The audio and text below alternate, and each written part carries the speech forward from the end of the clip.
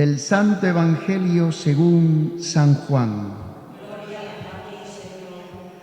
En aquel tiempo disputaban los judíos entre sí: ¿cómo puede éste darnos a comer su carne? Entonces Jesús les dijo: en verdad os digo, si no coméis la carne del Hijo del Hombre y no bebéis su sangre, no tenéis vida en vosotros. El que come mi carne y bebe mi sangre tiene vida eterna, y yo lo resucitaré en el último día. Mi carne es verdadera comida y mi sangre es verdadera bebida. El que come mi carne y bebe mi sangre habita en mí y yo en él. Como el Padre que vive me ha enviado y yo vivo por el Padre, así del mismo modo el que me come vivirá por mí. Este es el pan que ha bajado del cielo, no como el de vuestros padres, que lo comieron y murieron. El que come este pan vivirá para siempre.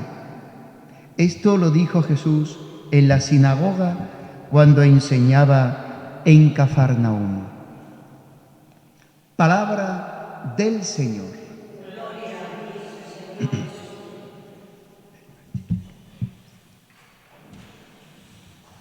En este discurso del pan de la vida, que estamos durante toda esta semana, queda un par de días para terminar este discurso, aparece Jesús con un lenguaje muy directo e incluso muy físico, porque Él habla de comer su carne y de beber su sangre.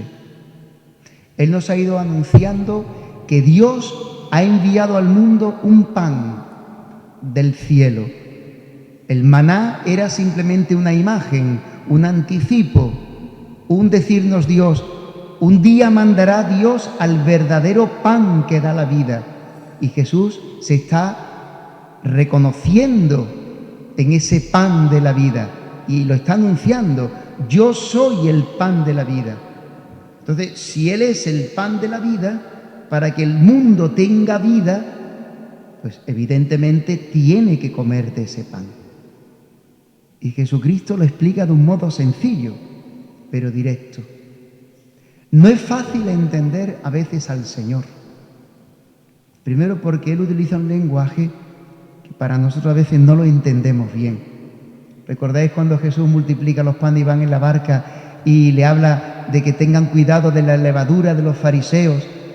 Y dicen los apóstoles: es que está hablando del pan que tienen los fariseos. Dice Jesús: ¿todavía no habéis entendido nada? ¿Tan torpes sois para entender? Y tendríamos que decir nosotros: pues sí, Señor, somos torpes para entender tus cosas. Somos torpes, ya está, es verdad. Esa es la primera afirmación. Por eso, danos tu espíritu, danos la luz de la gracia para poder entender. En este discurso terminará un primer momento de crisis con Jesucristo. Decíamos el domingo pasado que hay gente que se decepciona de Cristo. Como se decepciona de la Iglesia, se decepciona de nosotros. Nosotros mismos pues nos decepcionamos entre nosotros, con cada uno en particular. No nos gustaría ser como somos tantas veces. Bueno, pues cuando la gente sigue a Jesús y Él es tan claro y tan directo en su anuncio del Evangelio y de la revelación de Dios, pues hay veces que chirrían los oídos y no se acepta su lenguaje.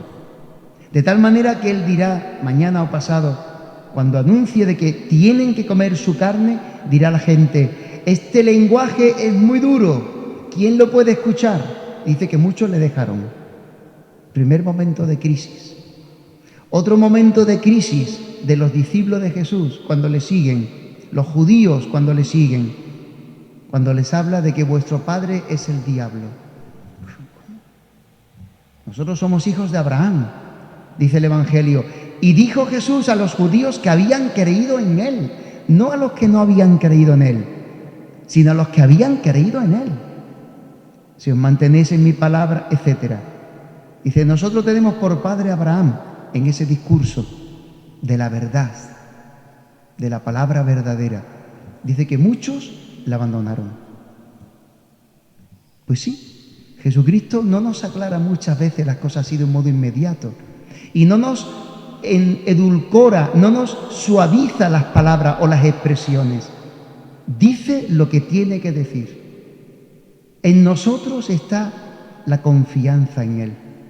Porque cuando termina este discurso y los judíos se van y lo abandonan, es duro este lenguaje. ¿Quién puede escucharlo? ¿Esto de qué somos? ¿Caníbales? Porque el verbo griego dice comer carne, comer, masticar. Trogo, comer, masticar. Y comer carne. El verbo se hizo carne. No es una comparación, es un hecho real. Se ha encarnado. Comer mi carne. Dice que muchos lo abandonan. Y entonces le pregunta a los apóstoles, ¿también vosotros queréis marcharos?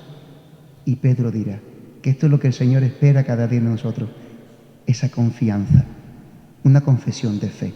Señor, ¿y en dónde y detrás de quién vamos a ir?